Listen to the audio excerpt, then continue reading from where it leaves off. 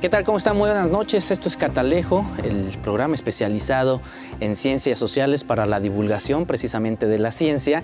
Y hoy estoy muy contento porque me acompañan el día de hoy el equipo de Comunicación y Sociedad. Es una revista académica fuera de serie.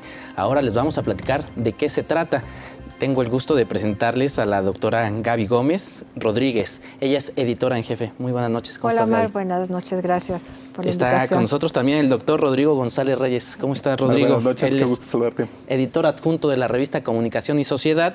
Está la maestra Itzel Lugo, encargada de difusión y redes sociales. Hola, bienvenida. Muchas gracias. Y nos acompaña también la licenciada Cristina Gallo Estrada. Ella es editora técnica. Hola, Omar. Muchas gracias por recibirnos. Bueno, yo estoy muy contento porque además de tener el gusto de presentarlos, pues he tenido un poco de historia con esta revista. Yo soy egresado de Comunicación Pública y esta revista precisamente habla de comunicación, diferentes temas académicos. Es una revista especializada en el área de comunicación social y está dirigida a investigadores, pero también a estudiantes. Tiene el objetivo de ser el medio de difusión de avances y resultados de investigación, así como de las teorías y metodologías afines y debates actuales en el área. Comunicación y Sociedad publica artículos de alto nivel que son producto de investigaciones realizadas a nivel nacional e internacional y ponen al día al lector sobre temas y debates que forman parte de las preocupaciones del campo de la comunicación social.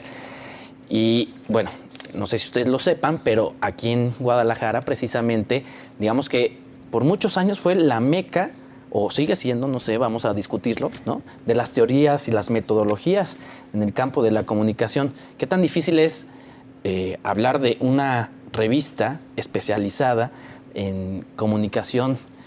¿Cuál es el origen de esta revista? Platícanos, Gaby.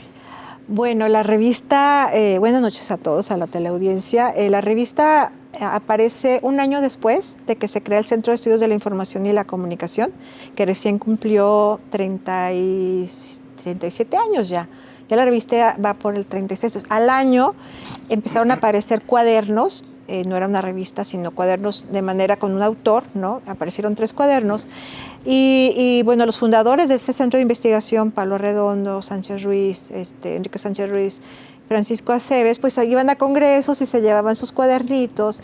Y los colegas, pues, empezaron a decir, bueno, pues, ¿por qué nos vamos publicando también más cosas? Ellos también tuvieron esa idea y se les ocurre hacer la revista Comunicación y Sociedad, ¿no? Entonces ya empezó con cierta periodicidad, ¿no? Que era semestral la revista, ¿no? Entonces, a partir de ahí es que se les ocurre, pero pues era muy local realmente, y luego poco a poquito se fueron incrementando las colaboraciones de colegas nacionales y luego internacionales, pero el origen es este Centro de Estudios de la Información y la Comunicación, que hoy en día es el Departamento de Estudios de la Comunicación Social de la Universidad de Guadalajara. ¿Y cuál era el objetivo en aquellos años?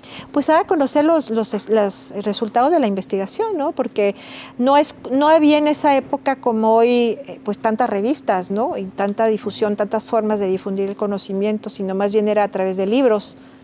Entonces, pues era esta parte de, bueno, ¿y cómo va a dar? El objetivo de toda ciencia es investigar, bueno, de investigación es conocer resultados de investigación. Si ciencia que no se ve, pues no existe, como se dice ahí. Entonces, era dar a conocer los hallazgos de la investigación y poco a poco pues se fue convirtiendo en un canal de divulgación muy importante del área del campo de la comunicación. Claro. Rodrigo, platícanos un poco cómo se conforma el equipo de la revista. Y una cosa que a lo mejor no le hemos dicho todavía, sí, pero en el campo de la academia, el rigor metodológico tiene, digamos, su complicación, ¿no? No es una revista periodística, no es una revista de opinión, de ensayos propiamente, es una revista con un alto rigor metodológico. Platícanos un poquito de esto y ahorita platicamos del equipo. Muy bien. Pues bueno, de hecho, una de las cosas que son muy importantes, creemos que ha sido parte del éxito global de la revista, porque hay que reconocerlo, nos sentimos con mucho orgullo de ser una revista que ha tenido mucho impacto, que lo tiene, ha sido justamente la cuestión metodológica. Por ejemplo, uno de los valores centrales que tiene lo que publicamos es que tenga rigor metodológico, que tenga este aparato metodológico muy bien diseñado. No tomamos las decisiones, ¿no? O sea, que estamos aquí en el sentido de que nosotras aquí decimos qué es lo que vale la pena, para eso tenemos todo también pues un aparato de dictaminación, ¿no? Gente que tiene todas las credenciales internacionales para poder dictaminar también, ¿no? ¿Qué es lo que vale la pena, qué es lo que tiene relevancia, pertinencia en el campo y cómo eso pues tiene también un peso en cómo nos leen y cómo les sirve a los demás, ¿no? A quien nos va a leer. Claro, platícale a la gente que nos está viendo, que a lo mejor no sabe cómo se hace la ciencia. ¿Qué es esto de ser arbitrados por pares? Claro, el ¿no? arbitraje por pares. Es una cuestión que, bueno, pues es un poco lenguaje técnico. ¿Qué es lo que suele pasar? Por ejemplo, en otro tipo de revistas o en otro tipo de, para no decir publicaciones, en otras formas de edición, generalmente quien toma las decisiones pues es un editor, una editora, ¿no? Que lo que hace es pues decir esto tiene cierto valor. Pero en el caso de la ciencia debe ser arbitrada. Quiere decir, tiene que haber un conjunto de personas que lo que hacen es venir a decir esto, con base en leerlo, con base en dar un dictamen, dice esto vale la pena, ¿no? Esto tiene el rigor que debe tener. Entonces, para que pueda alguien decir esto tiene, tienen que ser revisiones anónimas. ¿Qué quiere decir? No cualquier persona lo puede hacer y además las personas no saben quién está leyendo. Eso se llama justamente a doble ciego. No quiere decir te leen dos personas sin que el autor sepa que lo están leyendo. O sea, quiénes son las personas que lo están leyendo. Y eso puede hacer algo que sea mucho más objetivo, ¿no? Hace más objetiva la opinión sobre el artículo, ¿no? La pieza que se está... Cristina, tú tienes ya también algunos años ya en la revista. ¿Sobre qué temas publican? Publicamos sobre temas de comunicación, pero tenemos diferentes áreas. Se publica sobre periodismo, hemos publicado últimamente, por ejemplo, muchos estudios sobre televisión, estudios sobre nuevos medios, como social media, por ejemplo. También una parte importante y una parte que ha sido las grandes aportaciones de la revista a la disciplina han sido las cuestiones teóricas. La teoría de la comunicación tiene aportes muy importantes en ese sentido. Entonces, pues todo lo que tenga que ver con comunicación social y las diferentes áreas. Y aparte, pues hay artículos que son más teóricos, como lo comentaba, y artículos que son más aplicados. ¿Cuáles podrían ser las diferencias? Platícale a la audiencia que no entiende nada de comunicación. Sí, pues uno, por ejemplo, si son más teóricos, se dedican a estudiar lo que se ha dicho sobre el campo, sobre un tema en particular, porque aparte, pues cada artículo aborda cierta temática particular. Y que son como, por ejemplo, revisiones más bibliográficas, ¿no? Los autores y autoras discuten qué se ha dicho y hacen aportaciones nuevas o hacen análisis nuevos. En cambio, las investigaciones más aplicadas tienen que ver con tomar, por ejemplo, problemas sociales y analizarlos a través de teorías y pues presentar resultados a través de eso. Perfecto. En 37 años han tenido que actualizar y una de esas actualizaciones precisamente es cómo le entran a las redes sociales, cómo le entran ahora a tratar de divulgar lo que están haciendo. Justamente, sí. Fíjate que cuando yo entré ya había un trabajo previo en cuanto a redes sociodigitales, plataformas, porque no solo estamos en redes, también tenemos plataformas. Y en ese sentido fue a partir de eso seguir trabajando en, digamos, me estoy adelantando un poquito, pero en este desafío de el tránsito entre difusión y divulgación, todos estos retos que implica, y algo que Gaby me ha enfatizado mucho en este camino, la parte de la alfabetización. Entonces, o sea, todo esto que justamente le estás preguntando a Rodrigo, a Cristina, de oye, pero platícanos, ¿no? Porque finalmente son términos muy especializados, muy técnicos, y yo creo que ese ha sido el gran reto, porque detrás, o sea, cuando yo entré, insisto, ya había muchísimo trabajo en Facebook, en Twitter. Hace unos meses nos aventuramos a abrir TikTok, y al final TikTok también te implica un lenguaje y una narrativa muy distinta, que ahorita también estoy en ese desafío, estamos en ese desafío, y en ese sentido, y por otro lado, también tenemos el trabajo en plataformas. Entonces, por ahí uno de los ámbitos que más disfruto, pero que más trabajo también conlleva, es la parte de los podcasts, en donde no solo publicamos hallazgos que se comparten en los mismos artículos, sino también sobre temas de coyuntura o temas actuales. Por ejemplo, el último fue sobre inteligencia artificial. Entonces, por ahí va la cosa. Bueno, voy a tener que ir a nuestra primera pausa y vamos a regresar precisamente hablando del prestigio que tiene esta revista para esta universidad, pero también para su círculo académico. Vamos a regresar después de esta pausa.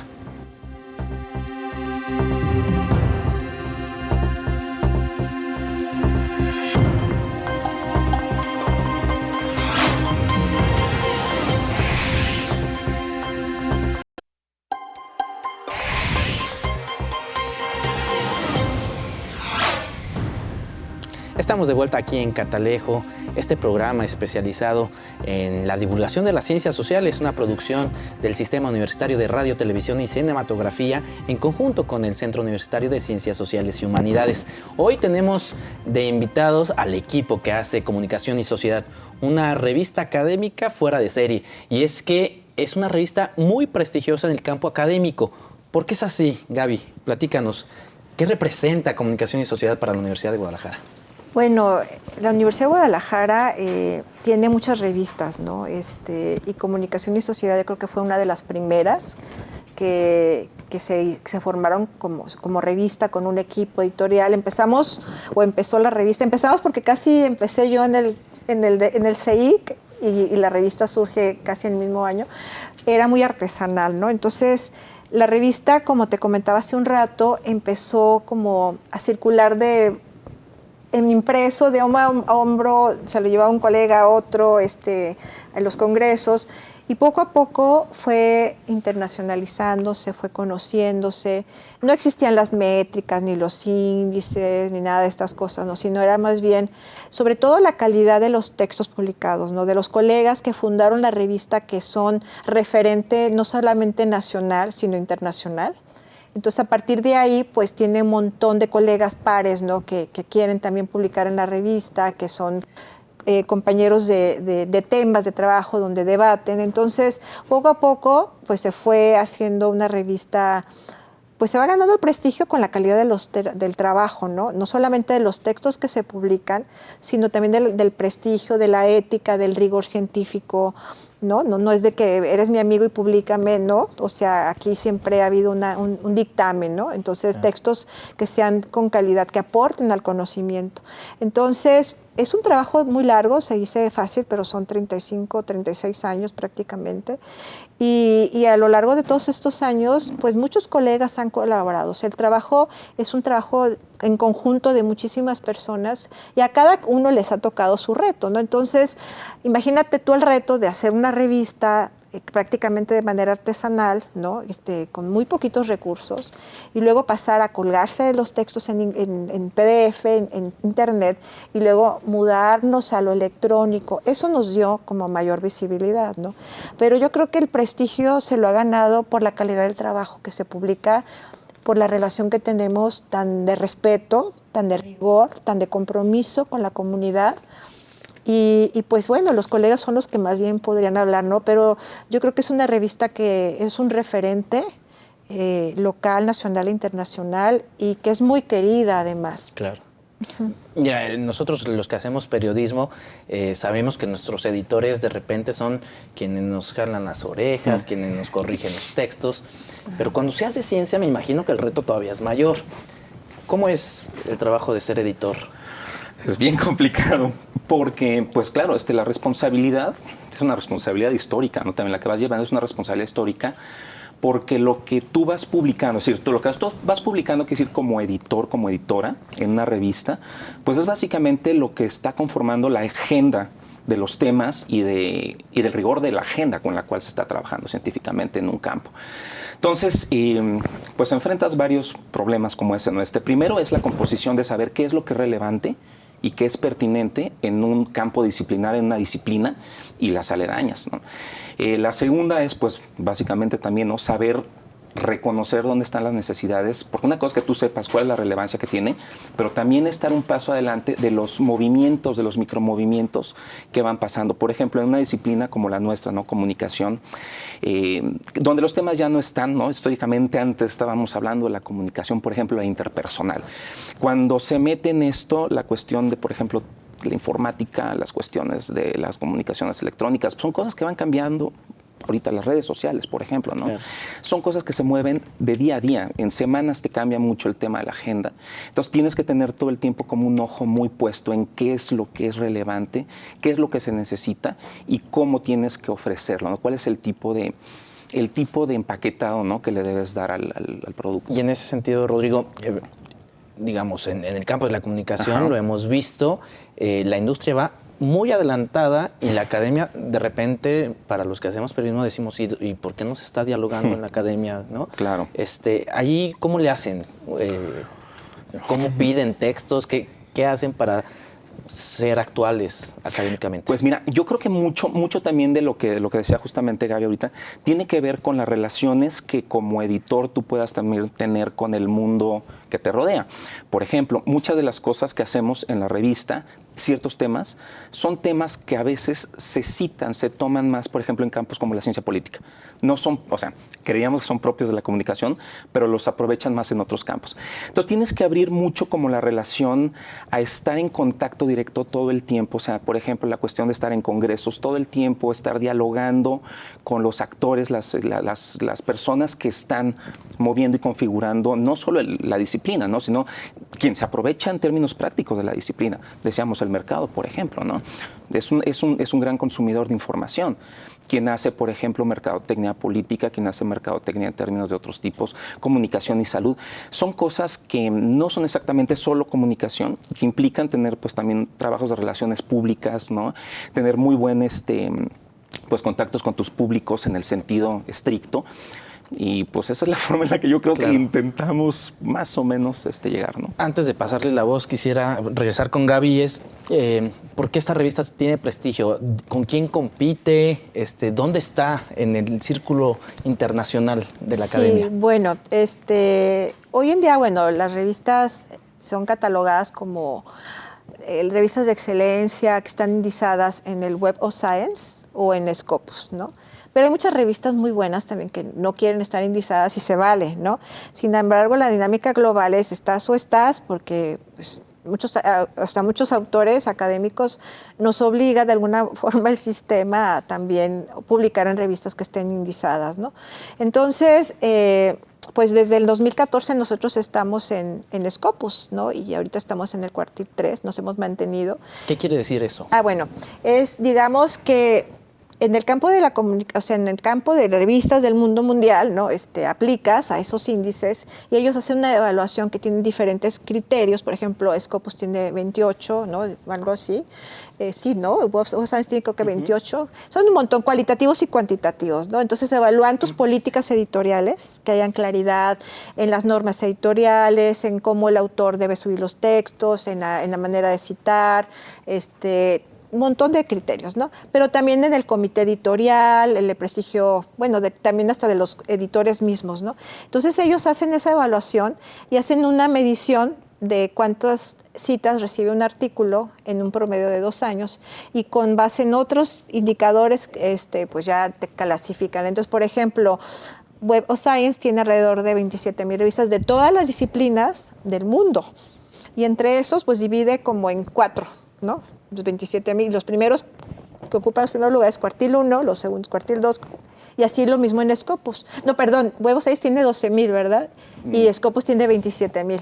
Entonces, en comunicación, por ejemplo, que no solamente es comunicación pura, hay comunicación de la salud, comunicación de información, en muchas disciplinas, como dice Rodrigo, tocan el tema de la comunicación.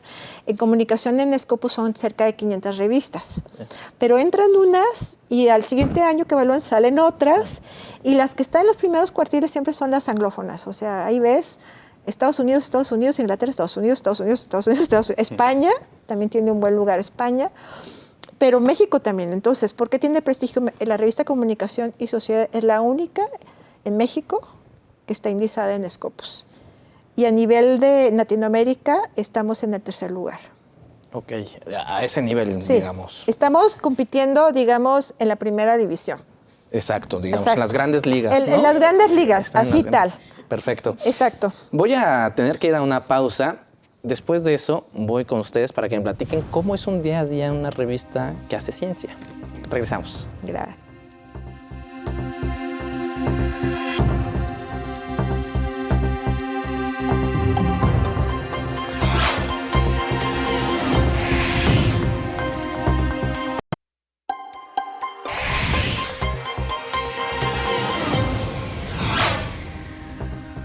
Continuamos en Catalejo, una mirada cercana a estos horizontes de las ciencias sociales.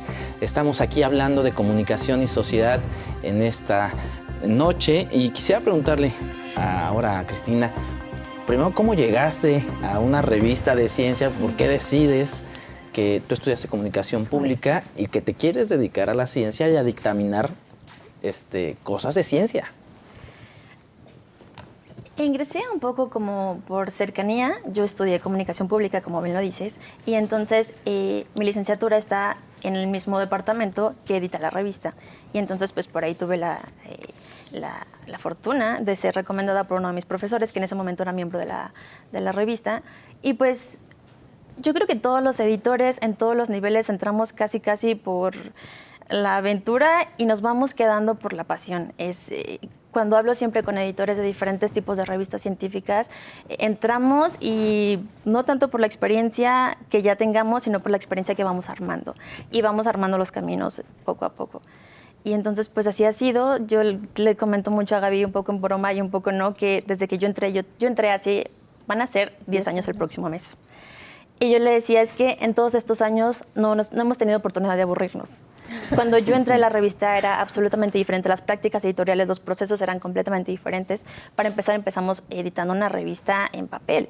Y ahora pues es una revista no solamente en soporte digital, sino que todos los procesos son enfocados a lo digital, incluyendo la comunicación con los autores y autoras, por ejemplo, con dictaminadores. Entonces ha habido una evolución impresionante desde entonces y pues por eso te vas quedando, porque vas aprendiendo muchísimo y porque aparte es un trabajo que, a pesar de tener muchos retos y ser bastante complejo en ocasiones, es también muy satisfactorio. Claro. La primera vez que le logras decir a un autor o una autora que su artículo es aceptado y la primera vez que publicas un número o un artículo en este caso, la verdad es que es una satisfacción el haber acompañado un texto y el haber acompañado a las personas que los hacen, siempre tiene una satisfacción muy grande. ¿Qué implica acompañar un texto? Todo, recibirlo, hacer la primera evaluación, identificar, por ejemplo, si se queda, identificar quiénes son las mejores personas para evaluar ese artículo, porque como bien decía Rodrigo, el sello de una revista científica es su rigor científico. Y eso significa no solamente que lo van a revisar mínimo 2, a veces 3 o 4 personas que son especialistas en comunicación, sino que son especialistas en el tema específico que trata ese artículo. Incluso a veces en las metodologías específicas, si son artículos más bien cuantitativos, hay que buscar a las personas que saben sobre esas metodologías.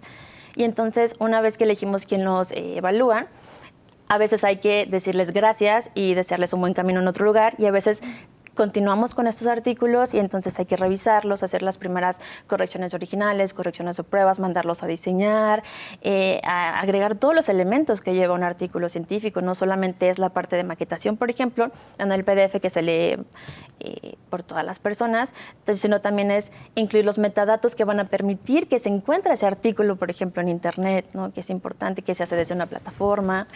Y después de eso, pues incluso acompañarlos una vez que ya salen a que pues amplíen los horizontes y puedan ser difundidos en otros lugares. Antes de pasar a lo de los horizontes, mencionaste una cosa que me parece que es dura, pero que creo que es parte del rigor, ¿no? Y es decirle, ¿sabes qué? Este no es el lugar para ti. Sí. ¿Cómo lo hacen? Esa es la parte interesante, se cayó. ¿no? Es la parte más dura, porque ¿cómo se hace? Pues realmente volvemos, ¿no? El pilar, ¿no?, de la edición científica, pues es la dictaminación. Tus dictaminadores tienen la voz, te le debes a los dictaminadores, ¿no? Y el asunto es, por más que tú como editora, como editor, tengas una idea, un concepto de eso, quienes toman la decisión son quienes están dictaminando, porque son las autoridades, ¿no?, en el campo, en los temas, en las especialidades con las que trabajan. Ese programa seguramente lo va a ver alguien que quiere ser científico, científica, y una recomendación así, a bote pronto, que le darías a alguien que quiere publicar su primer paper. Que elija bien el tipo de revista a la que va a publicar con los temas que le interesa que sean publicados. Porque mucha gente, por ejemplo, escribe primero, ¿no? Y después dice, voy a ver a dónde. Y cada revista tiene intereses en horizontes particulares y agendas de interés, no estoy hablando en los temas, en el dónde. Entonces, estudiar siempre algo que no hacemos, creo yo, como autores, como autoras, es estudiar el panorama de revistas que existen y más bien de pronto es, aquí encontramos, ¿no?, que hay una convocatoria abierta, más bien es como cuando te interesa una revista que es en tu campo y en tu área, ahí es a donde tienes que estar, ¿no?, pendiente a través de redes sociales, por ejemplo, ¿no?, de eso. Justo, dictaminaron, le fue muy bien. Ahora, ¿cómo convertimos esa ciencia en algo que la gente pueda consumir? Sí. Por ahí hay un texto que Gaby me compartió que habla sobre la curaduría. Entonces, fue para mí una lectura bien interesante porque de inicio o sea, me encantó como lo dijo Cristina, en el acompañamiento es cómo ya de este lado ya llega el texto y en ese sentido revisarlo y pensar en las personas que nos van a leer, que curiosamente en los últimos meses se ha equilibrado, pero la mayoría son mujeres. 60% mujeres, 40% hombres en redes sociodigitales, que el consumo por ahí o el acceso a la apropiación es distinta respecto a las cifras que hay en la página de la revista como tal. Entonces, pues ese proceso justamente implica también ir leyendo, ¿no? O sea, ir leyendo tal cual las estadísticas, lo cuantitativo, pero no quedarse ahí. O sea, creo que también ese punto de revisar la parte cualitativa, de, no sé, a mí me ha costado, ha sido jugar. O sea, ha tenido sus desafíos, pero por otro lado ha sido jugar con, a ver, ¿qué les gusta más? De pronto pensaríamos que en TikTok sí va a salir, pero no precisamente, no todos los temas. Por ahí tuve un experimento muy interesante, que un gráfico así sencillo, título, autores, pegó más sobre TikTok, pegó más que el TikTok que hablaba del artículo de TikTok. Entonces, es una cuestión muy interesante que es también de pronto de qué se está hablando. Son comunidades también, no solo es Facebook, también Twitter, pues en ese sentido funciona muy distinto a Facebook. Entonces, implica eso, como ir curando los contenidos en función de lo que una va observando que les interesa, en este caso, a tus públicos. Y yo creo que ahí el desafío es ir más allá de esos públicos especializados. En este sentido, y continúo contigo, y recuerdo un caso de La Silla Vacía. Ellos tienen su propia sección de La Silla Académica, que me parece fenomenal lo que hacen, pero ellos hablan antes de publicar con los académicos para ver si el artículo periodístico en realidad sí es fiel o representa lo que dice el artículo académico. En este sentido, ustedes, antes de divulgar un artículo, tocan base con los autores, con las autoras, para ver si es así o no. Fíjate que no.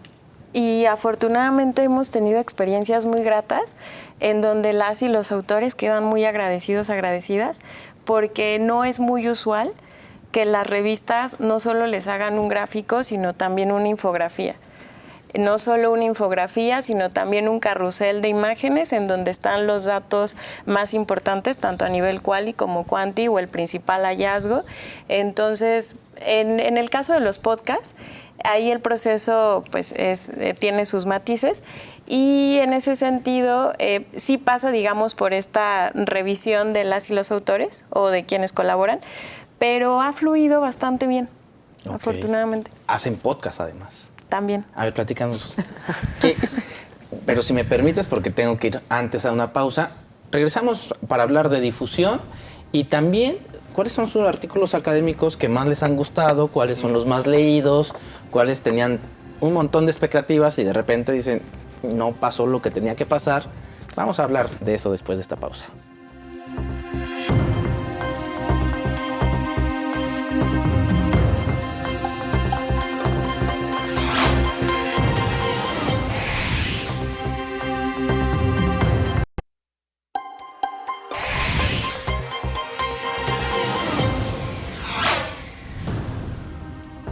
Regresamos a Catalejo, una mirada profunda a horizontes cercanos, este programa que produce los medios públicos de la Universidad de Guadalajara, el Sistema Universitario de Radio, Televisión y Cinematografía, en conjunto con el Centro Universitario de Ciencias Sociales y Humanidades.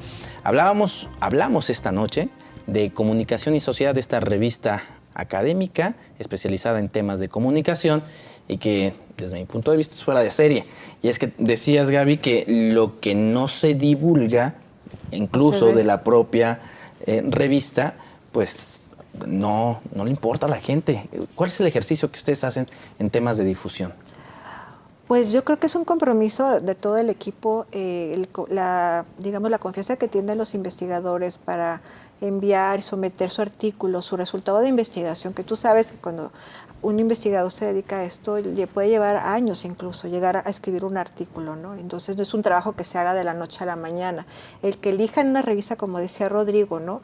De esta revista vamos a someter, y no pueden someter en otra revista, y que confíen en nuestro trabajo, es un gran compromiso.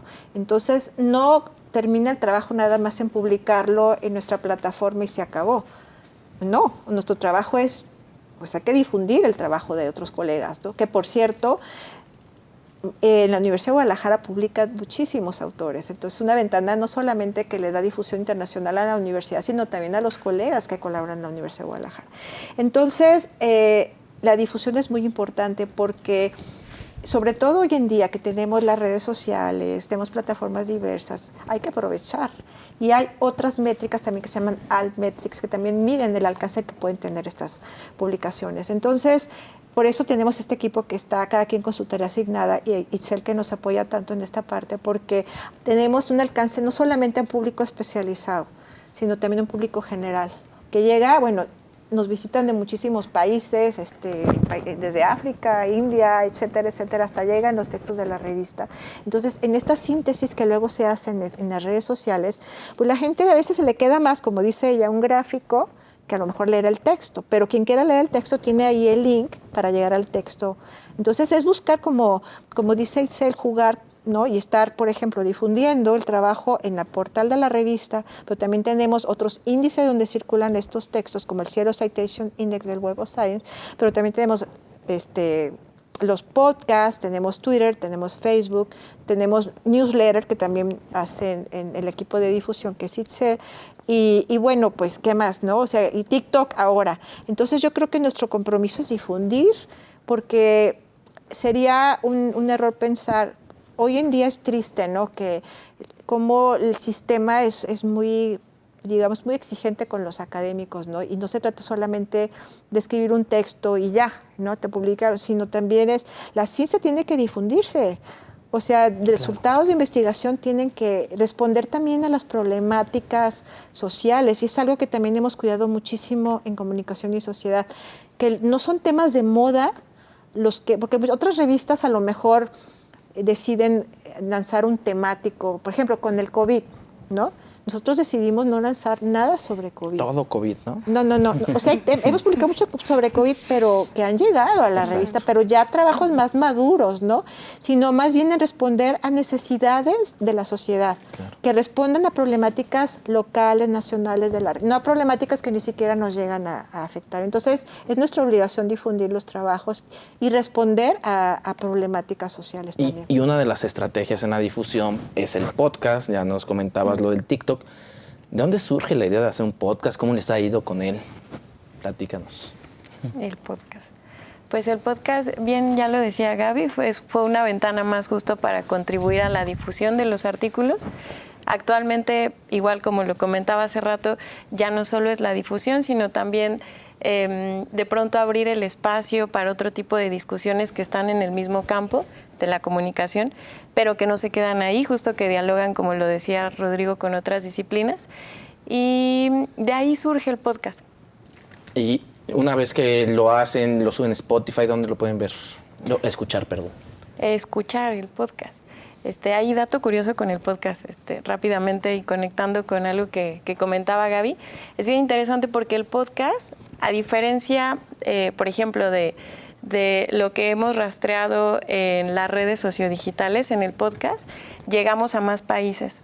Entonces, ahorita, curiosamente, el país que más nos escucha en podcast es Estados Unidos. Y cualquiera lo puede googlear, y Comunicación, Sociedad y Podcast, y ahí lo podemos encontrar. Exacto. iVoox y Spotify. En esas dos. Exacto. ¿Y ahí qué temas son los que están abordando? ¿Los mismos de los artículos? Los mismos, y también temas que están en la agenda, que suman a las discusiones y pues que responden también a estas necesidades que comentaba Gaby. ¿Cada cuándo se publica? El podcast, fíjate, es una cuestión muy interesante porque básicamente depende de la agenda de las y los investigadores. Y Gaby también comentaba hace rato, de pronto, mucho trabajo, exigencias académicas, seguir publicando. Muchas veces no depende de nosotras, de nosotros. Entonces vamos también en ese sentido jugando con sus agendas, tratando de empatar. Pero ahorita en promedio hemos publicado una vez al mes. Entonces esperamos seguir manteniendo esa cifra y si se puede más, pues qué mejor. A ver, ¿qué ha pasado? Perdón. Yo quería comentar algo de los podcasts porque, bueno, los investigadores hablan en sus propias palabras de lo que encontraron, cómo hicieron el trabajo, y son podcasts de 15 hasta 30 minutos, ¿no? Pero también intentamos como innovar aquí y lo digo yo, hemos entrevistado en vivo, o sea, lo grabamos con nuestros recursos que tenemos, a investigadores. Entonces, también nos ha gustado muchísimo incursionar en esta área del podcast. Están aprendiendo Nos emociona también. muchísimo, ¿no? Por ejemplo, cuando viene algún colega de fuera, y entonces lo entrevistamos o presentan algún libro que traen, pues ya tenemos varios en la agenda que vienen para el próximo mes, entrevistar y que hablen porque son muchas veces libros que hablan de las problemáticas actuales, por ejemplo, el caso de desapariciones, de la violencia, entonces hablamos sobre estos temas. Entonces estamos abiertos, por ejemplo, este tema de inteligencia artificial, pues todos, qué es la inteligencia, claro, y cómo nos está afectando a la vida, cómo viene, pues hay que invitar a expertos que hablen de ese tema, ¿no? Entonces, tenemos podcasts que elaboran los mismos investigadores que escribieron los artículos, que ellos mismos se las una guía de preguntas y ellos la van comentando en un formato muy a gusto, muy cómodo. Y por otra parte están los programas de entrevistas en vivo, claro, que también nosotros realizamos, ¿no? Entre los artículos que han podido publicar a lo largo de estos años o desde que ustedes están ahí, ¿cuáles son los artículos que más les han llamado la atención o que de repente se vuelven virales, ¿no? Una cosa rarísima en la academia, ¿no? ¿Qué es lo que han visto?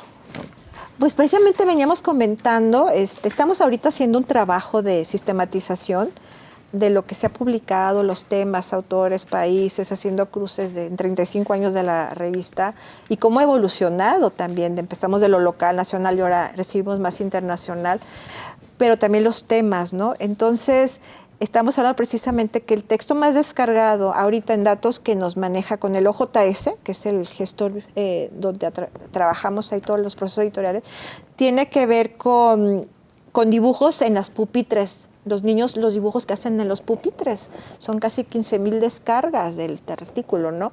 Entonces, temas que tienen que ver con memes, con feminicidios, con movimientos feministas, con sexting, pero también textos teóricos, metodológicos.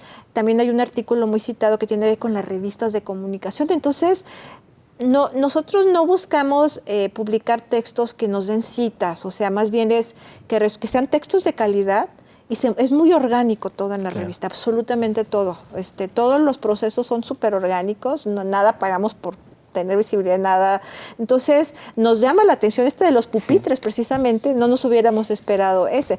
Pero sí, los de redes sociales y todos esos temas también jalan muchísimas descargas. Que son los temas que están más en boga, ¿no? Los que están en boga. Bueno, antes de ir a una pausa, vamos a hacer ahorita un último cambio aquí. Entonces, primero agradecerle tanto a Karen, Cristina y Itzel que nos hayan acompañado esta noche, y vamos a hacer un cambio con los participantes para que también entre otra participante dentro de la revista y poder platicar con ella. Vamos a una pausa y regresamos.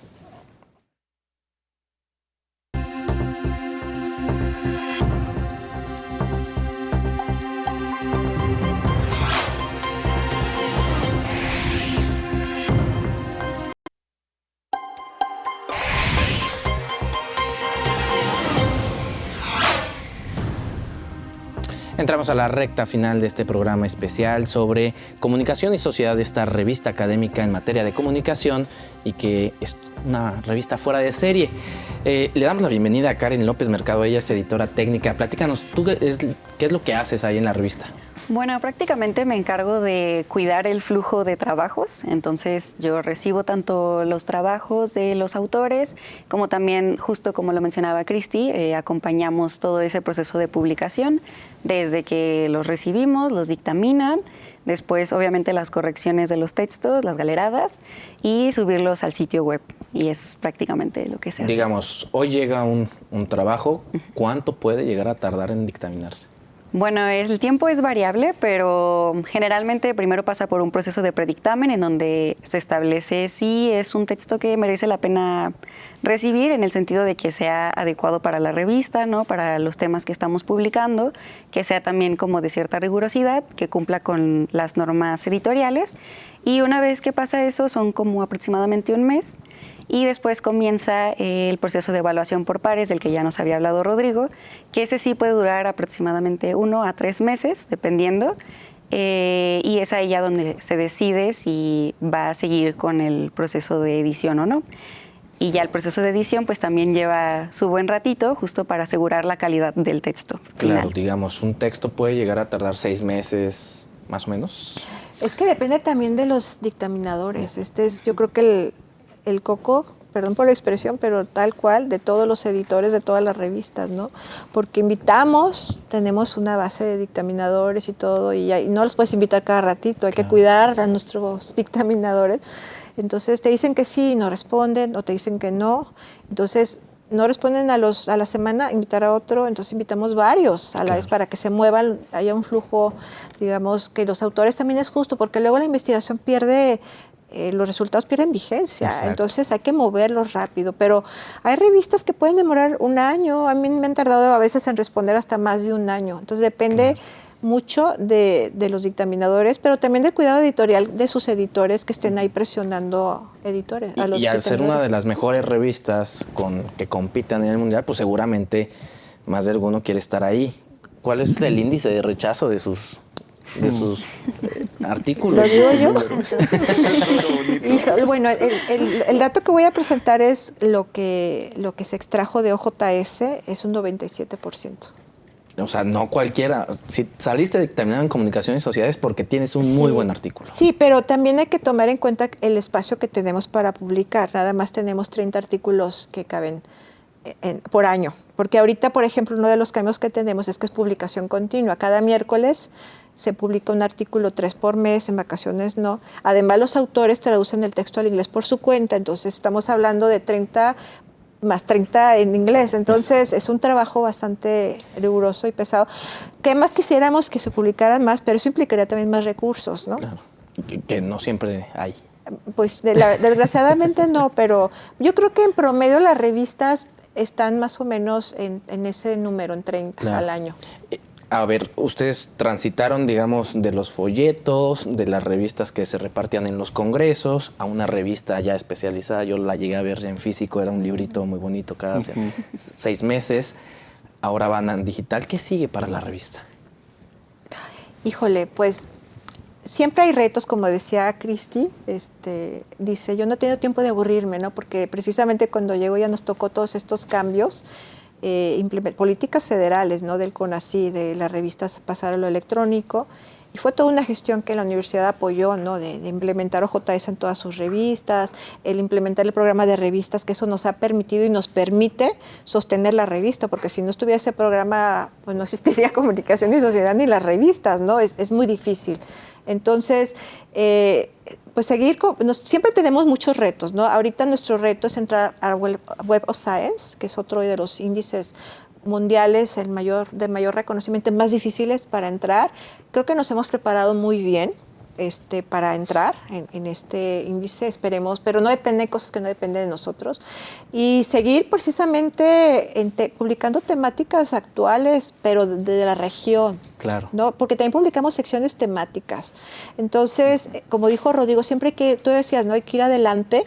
Entonces, en pensar, a ver, no se trata de repetir temas de otras revistas, porque a veces como que se sigue esa inercia, ¿no? De moda, sino, a ver, estamos observando este fenómeno aquí, vamos organizando. Por ejemplo, ahorita que hablábamos de la inteligencia artificial, consideramos que es importante lanzar como un temático para reflexionar sobre eso, pero que madure un poquito más para que se publique como hasta dentro de un año, ¿no? Y ustedes como editores, ¿cómo lidian con esa parte de publicar lo importante o lo popular? No, definitivamente, fíjate, creo que de hecho como lo pusiste es la parte justamente medular de todo esto. Popular no siempre quiere decir relevante, no relevante vamos a decir que es lo que necesitan quienes están formando y quienes están reproduciendo la lógica del campo. Quiere decir, los temas que le sirven a los estudiantes, a las estudiantes, a las y los investigadores que van haciendo algo, y bueno, no es solo en el campo de la comunicación, sino también en campos aledaños, ¿no? Entonces, mucho del trabajo así es el estarle tomando el pulso a qué es lo que está y qué es lo que se necesita. Siempre seguir haciendo, ¿no? Creo yo, el reto en distintas lógicas, con distintos medios y distintos asuntos técnicos, pero siempre estar, el reto del editor, el editor, es estar al día de lo pendiente, no de lo popular, sino de lo relevante, ¿no? Claro. Lo pertinente en términos de que te sirva como parte de alguien que forma parte de estas disciplinas. Cristina, además, tú nos lo compartiste, lo voy a decir, estás estudiando un posgrado que tiene que ver precisamente con esto. ¿Qué es lo que has visto que dices, mira, comunicación y sociedad tienen que ir para allá? Es un poco diferente porque me estoy moviendo hacia un posgrado como más especializante en las cuestiones editoriales. Entonces no estoy como tanto tomándole el pulso al campo académico, como lo dice Rodrigo. Pero sobre todo es buscar las mejores... Por ejemplo, desde mi espacio de acción que comparto con Karen, tiene que ver con buscar las mejores prácticas editoriales para mejorar la revista en cuestión de atención y procesos junto con los autores y autoras, ¿no? Que eso es una parte importante. Gaby y Rodrigo hacen un muy buen trabajo de curaduría y de selección y preselección de temas y metodologías, y a nosotras nos toca un poco como trabajar precisamente con lo que permite hacer la mejor experiencia para quienes nos dan la confianza de compartirnos sus textos, de ponerlos en nuestras manos. Y también, pues, en la medida de lo posible, bien como decía Gaby, tenemos ciertos límites, pero en la medida de lo posible, adelantar o agilizar lo más que se pueda la publicación de un artículo. Y esa es sobre todo como la parte en la que estamos tratando de abonar en este momento. Y en estas mejores prácticas, ¿qué es lo que ves así que dices, mira, esto podría funcionarnos? Pues ahorita, por ejemplo, de los próximos proyectos que tenemos es mejorar y hacer un manual de estilo que sea fuerte y claro, que nos ayude sobre todo a tomar decisiones más rápido sobre algunas. Nos pasan constantemente que cómo escribíamos esta palabra o sobre nuevos términos, por ejemplo, cómo emplearlos. Estamos hablando, por ejemplo, ahorita sobre hacer un manual sobre cuestión de lenguaje incluyente, que va a ser muy importante. Y se nos van a ir presentando diferentes retos como para ir nutriendo las prácticas editoriales que tenemos. Y creo que son de los retos más importantes que tenemos. Y en cuanto... Sí, adelante. Sí, a mí me gustaría, de los retos que comentaba Cristi, por ejemplo, esto del lenguaje incluyente, que también estamos revisando, pero, por ejemplo, ahora el uso de la inteligencia artificial. ¿No? Es otro reto tototote, ¿no? Detectar textos que lo hayan realizado máquinas, ¿no? Es complicadísimo. Entonces es parte de lo que también tenemos que, porque hacemos un trabajo de revisión, pero yo creo que no hay ningún programa ahorita actual que detecte, ¿no? Entonces es parte también de la ética y el compromiso de cada autor de no hacer estas prácticas, ¿no? Entonces tenemos ese reto también adelante y sobre todo también yo diría el reto de mantener la identidad de la revista. Porque es muy fácil, podría ser muy fácil para nosotros caer en modas, en lo que publican otras revistas que están a lo mejor en el Q1, ¿no? Sino en decir, la revista, si es apropiada y querida por la comunidad, es porque también discute temas que a lo mejor no están en otras revistas, ¿no? O sea, temas de teoría, metodología, que son temas muy consultados, son 30% prácticamente de los textos que tienen mayor descarga, y es esa parte que hemos cuidado muchísimo, en no vender de alguna forma, porque es una revista y vamos a publicar puro tema de más media, ¿no? Exacto. No, sino decir, a ver, hay que buscar un equilibrio, y ese es uno de los mayores retos, pero también está el comité editorial que nos apoya con eso, ¿no? Claro, y con la perspectiva esta que mencionabas de lo regional, ¿no? Ustedes compiten con el mundo anglosajón, pero cuentan la historia de una región. Claro, y no podemos perdernos en contar cosas que ni siquiera, o replicar que ni siquiera nos competen a nosotros. Yo creo que hay que mirar a nuestras regiones, ¿no? Y responder a problemáticas del lugar donde estamos publicando, ¿no? Pues se nos acabó el tiempo. La verdad es que se me hizo súper cortito. Qué gusto compartir los micrófonos con ustedes. Les agradezco tanto a Gaby Gómez, a Rodrigo González, a Isel Lugo, a Cristina Gallo y a Karen López que nos hayan acompañado el día de hoy. Y yo les invito a que nos acompañen la siguiente semana en una edición más de Catalejo.